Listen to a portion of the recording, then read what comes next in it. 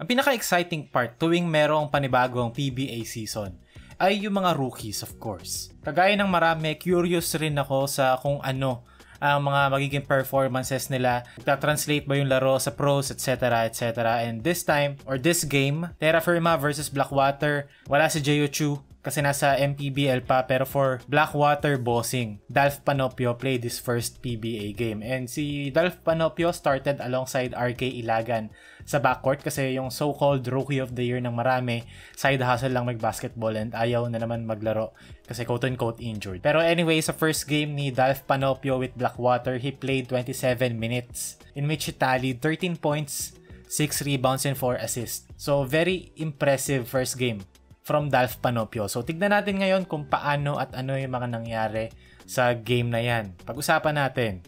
Dito, isa sa mga early possessions ni Dalf Panopio with the ball sa laro na to, nanggaling sa zipper screen from Christian David. There's going to be a top ball screen ngayon from Bradwin Ginto. Makikita natin si Dalf Panopio. Napansin ko kay Panopio, mahilig siya mag-set up dribble bago siya gumamit ng screen.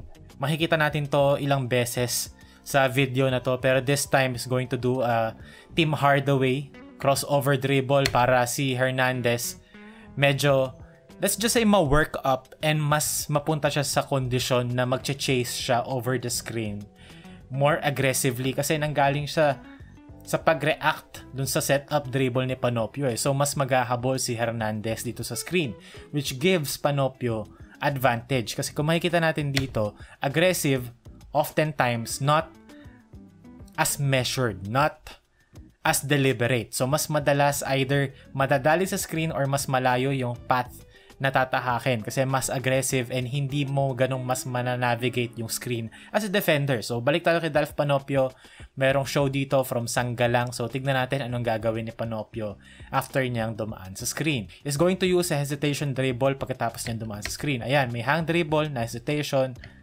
enough to freeze Sanggalang and allowed Panopio to draw the foul, finishing under the basket. Well, hindi niya na-finish pero he drew the foul and eventually got his first point sa PBA. Dito naman galing sa sablay ng Terra Firma, which is madami no first half. Dito Panopio sa fast break. Ang gusto kong tingnan nating detail dito, yung awareness niya sa loob ng court, especially kapag siya yung may hawak ng bola. Makikita natin na kahit na fast break, heads up si Panopio, always scanning the floor. Tinitignan niya yung opportunities, not only his teammates but also the defense.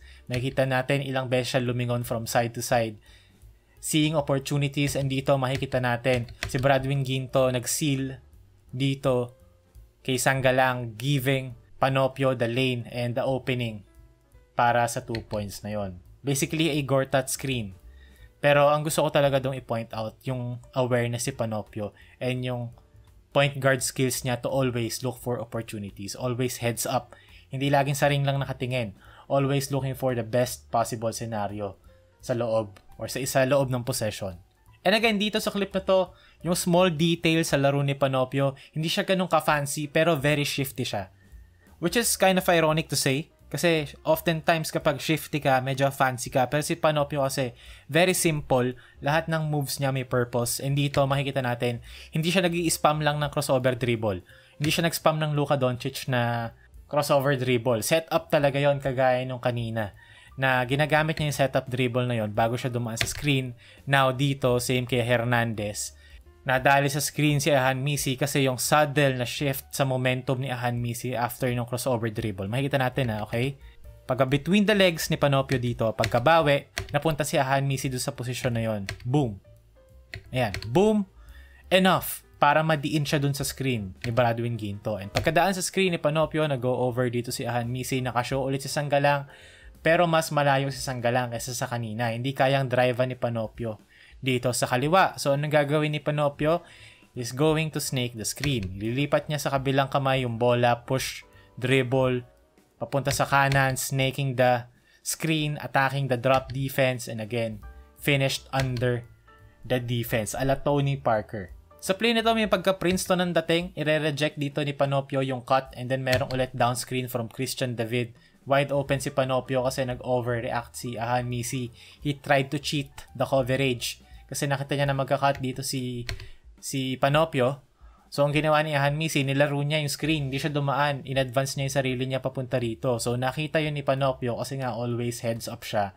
Always looking for opportunities in real time. Nakita niya na si Hanmisi out of position. So, binawi ni Panopio yung cut niya. And then, merong down screen from the vid. Wide open 3 para kay Dolph Panopio. Again, it's the IQ. Hindi siya fancy. Hindi siya maarte maglaro.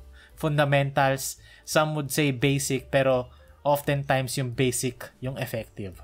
For some reason, very aesthetically pleasing panoorin si Dolph Panopio kasi para siyang yung tropa mong nag-Milo Best na parang lahat ng gawin niya tama and lahat ng, decision niya sa loob ng court may sense.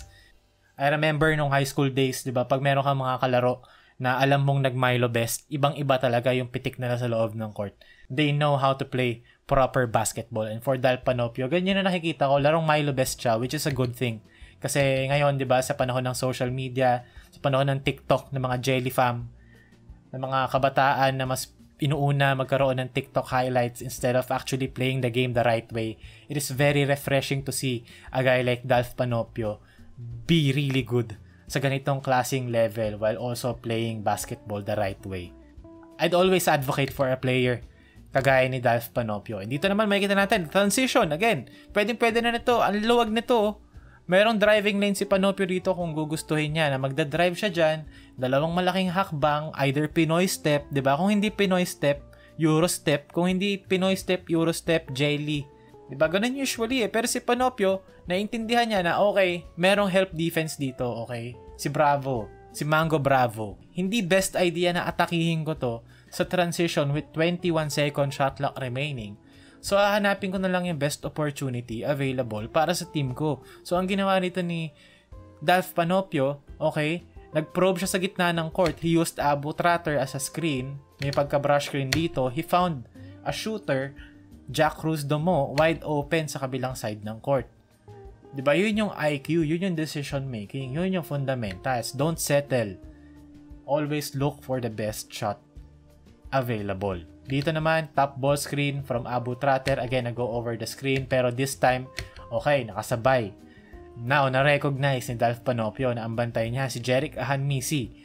One of the better shooters sa liga, pero defensively, wala pang reputation. So, inatake ni Dolph Panopio, one-on-one. Gumamit ulit siya ng twin dribble dito. Delay twin, to be specific, to attack Hanmisi. And then, Saddle Baby Hook ala Ben Simmons or ala Xavier Simpson para sa mga ball knowers dyan. So yun, again, it's very simple, very basic, pero it works, di ba? Pwede naman yung mag-triple crossover ala Golden Boy Terence Romeo dito, di ba? Crossover, step back, bawi, hesitation. Pero ang kailangan mo lang naman sa possession na to is mag-delay twin kasi meron namang Abu Tratter na mag-ogor touchscreen dito at walang help defense na darating. So kailangan mo lang talunin yung first line ng defense. So anong kailangan mong move? Delay twin, di ba? Si Justin Brownlee umi-score ng 30, ang crossover move niya lang delay twin. That's really impressive stuff from Dolph Panopio. And sasabihin nyo, hinahype ko si Panopio, pero to some extent, kailangan mong gawin kasi yung mga ganitong klaseng laro, di ba? Yan yung hindi makakarating sa feeds na mga kailangan makakita. Kasi yung mga, alam mo naman na laging nanonood talaga ng games. Alam nila yan, Panopio, magaling.